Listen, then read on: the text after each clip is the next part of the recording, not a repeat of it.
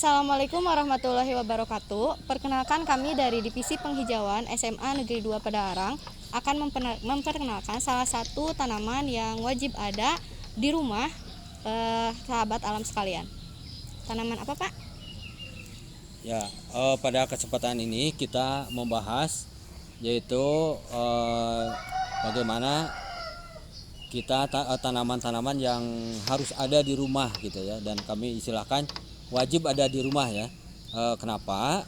Karena ini kita tim Lestari Alamku mengingatkan gitu ya, di mana sekarang itu masih musim penghujan ya, dan sebentar lagi akan masuk pada musim peralihan, yaitu ke musim kemarau. Setiap musim peralihan itu cuaca panas, dan setiap cuaca panas kelembaban tinggi itu akan mengakibatkan telur-telur serangga itu akan menetas gitu. Salah satunya yaitu telur nyamuk gitu. Jadi makanya di peralihan musim itu atau disebut juga pancaroba itu selalu banyak atau mewabah yaitu DBD, demam berdarah. Nah, untuk mencegah itu semua maka di sini tim kami mengingatkan gitu ya. Menginspirasi bahwa ada tanaman yang wajib ada di rumah, di kantor ataupun di tempat-tempat wisata yang terbuka, terutama tempat wisata itu yang panas, banyak genangan air dan juga banyak tanaman gitu ya. Sebab tanaman merupakan habitat nyamuk itu, dan juga banyak daun biasanya ada genangan air ya, yang di situ tempat minumnya nyamuk, bahkan menjadi tempat bertelurnya, berkembang biaknya nyamuk ya. Nah, untuk mencegah itu semua, mencegah nyamuk itu ada tanaman yang tidak disenangi oleh nyamuk. Ada beberapa, salah satunya ini kita pada kesempatan ini kita bahas hanya satu aja dulu ya. Jadi tanaman yang banyak di sini di SMA Negeri 2 Padalarang dikembangkan, dan untuk contoh juga ya sebenarnya itu di sini yaitu namanya tanaman zodiak. Ya, ini tanaman zodiak itu yang sudah bisa berbunga bahkan berbuah. Ini sudah bisa menghasilkan bibit ya. Ini perkembangbiakannya, memperbanyaknya itu ini dari biji gitu ya. Dari biji ini sudah menghasilkan sebenarnya. Nah, ini bisa tumbuh sampai 1,5 meter sebenarnya gitu ya. Dan ini bisa jadi lahan bisnis sebenarnya, dan kami udah menghasilkan banyak dan udah menjual ya ke beberapa konsumen. Dan karena daunnya mempunyai ciri khas itu Warna kuning ya, ini warna kuning yang indah, bisa dijadikan sebagai hiasan. Jadi yang sekarang sedang terutama ibu-ibu ya, nah ibu-ibu yang kelas menengah ke atas terutama, bahkan merambah sekarang ke kelas bawah ya, bagaimana berlomba-lomba gitu ya, gandrung dengan tanaman hias gitu ya, tanaman hias, sehingga ya sampai yang dekat di kampung, dekat kebun, hutan ya, merambah ke hutan untuk mencari tanaman-tanaman hias. Nah, lupa itu pada tanaman itu yang bisa turut menjaga ya kesehatan, memiliki fungsi untuk mencegah DBD ya gitu. Jadi maksudnya gini, makin banyak tanaman yang ditanam di rumah atau di kantor, di mana saja, itu akan makin banyak nyamuk, menjadi habitat nyamuk untuk berkembang biak gitu.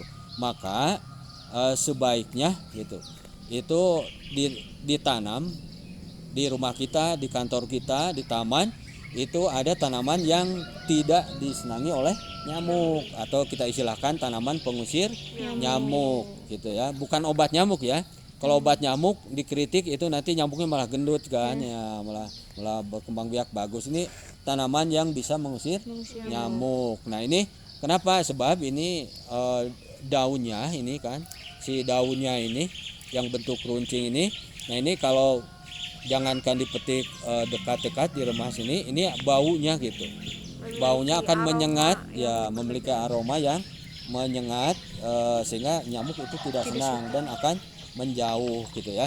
Jadi untuk nyamuk itu tidak usah sampai diremas-remas di begini ya.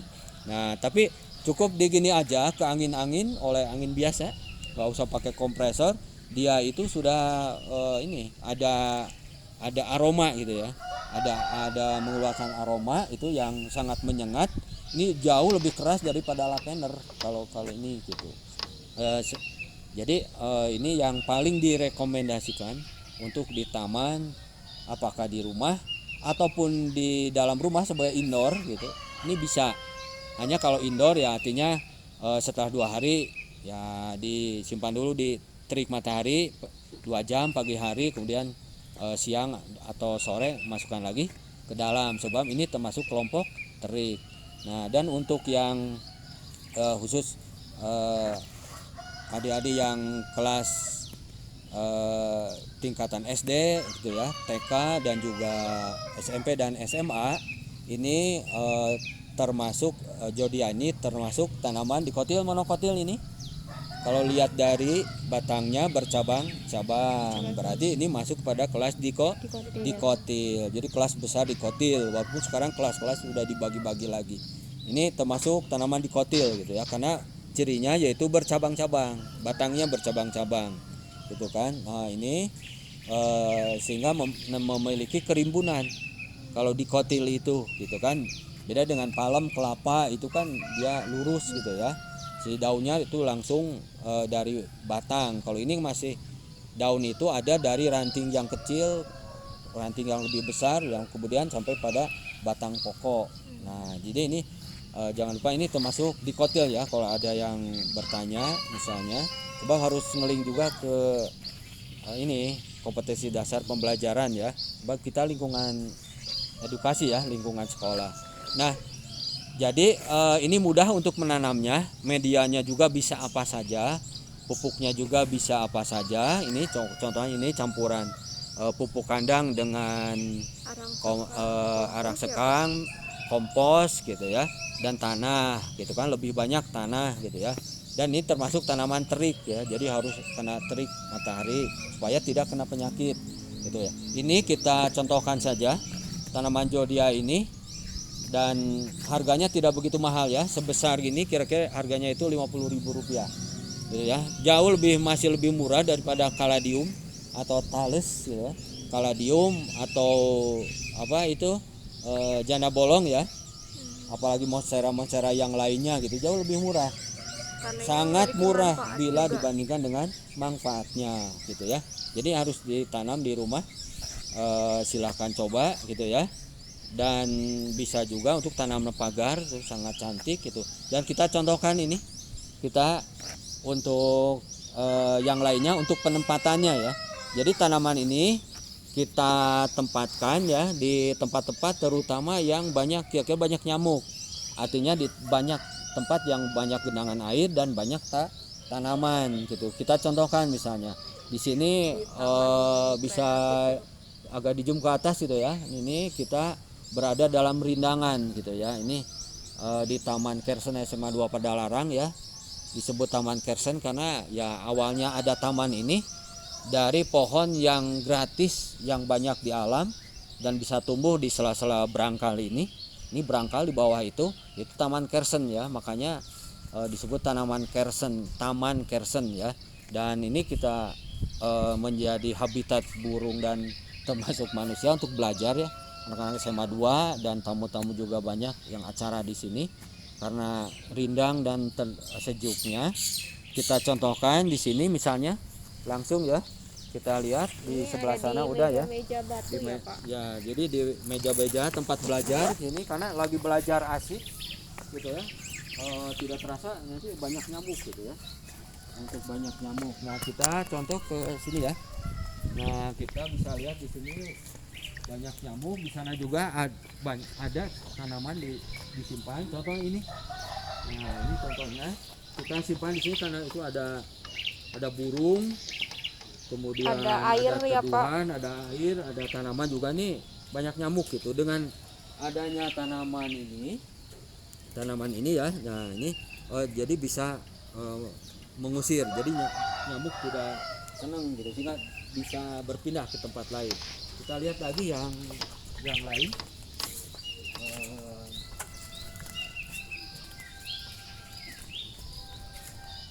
Nah ini podium kami, podium pertunjukan SMA di 2 Padalarang yang itu bisa lihat spanduknya ini bekas sidang karya tulis ya. Yang karya tulisnya kebanyakan itu tentang materi-materi berwawasan lingkungan. Nah di sini contoh, salah satu contoh bagaimana kita membuat taman itu Taman mini ya Pak. ya, taman mini untuk depan podium. Nah ini juga Tetap ditempatkan. ditanam. Ya, kita lihat lagi contoh yang lain. Nah, sahabat, Nah, di sini juga di area masjid terutama ya Pak yang sudah alhamdulillah berdiri, ya, sudah ada taman. Kita juga pasti harus selalu menyediakan apa ya? Antisipasi dari nyamuk itu sendiri gitu ya, Iya, Pak. Jadi kita ya. memberikan Ini Masjid Darul Fikri, Masjid SMA 2 Padalarang yang berwawasan lingkungan, karena didesain masjid ini tidak perlu pakai lampu gitu ya. Kalau siang hari ya, tidak perlu pakai lampu, di sangat ini full sinar, juga full angin ya. Nih jadi disebut berwawasan lingkungan karena ini ada roster-roster gitu ya. Yang di sini yang terbuat dari GRC ini angin, sirkulasi angin sehingga aman waktu situasi Covid seperti ini. Nah ini contohnya bisa di zoom ke sini. Nah ini contohnya tanaman jodia ini yang sudah berbuah, kita simpan, selipkan di beberapa tanaman gitu ya. Yang ini gitu. Kita lihat juga ke sebelah sana. Di sini.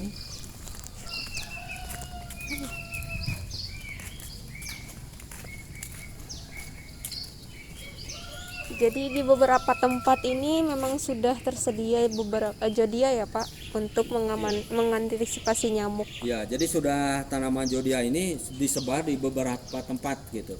Jadi kami menginspirasi ini karena ini lembaga edukasi gitu kan. Dan ini taman yang belum jadi sebenarnya. Yang kita buat saja sederhana dulu sebelum taman yang sebenarnya ini rencana taman minimalis ini di sini itu. Jadi sementara pakai pot cahaya dulu dan kemudian dipadukan ini dengan tanaman anti nyamuk gitu. Dan di pertemuan di episode akan datang kita juga membahas tanaman anti nyamuk yang lain yang bisa juga untuk di rumah dan di taman gitu ya.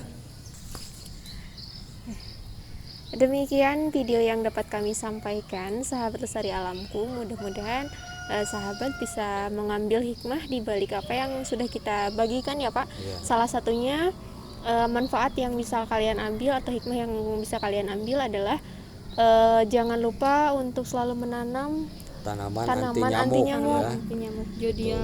Iya. Untuk di rumah, Ya, atau di di kantor perkantoran. bagi yang sudah bekerja Iya. gitu. Kemudian di taman-taman terbuka ya. Iya. Bagi yang mungkin jadi pengurus lah, pengurus RW, Karang Taruna gitu kan.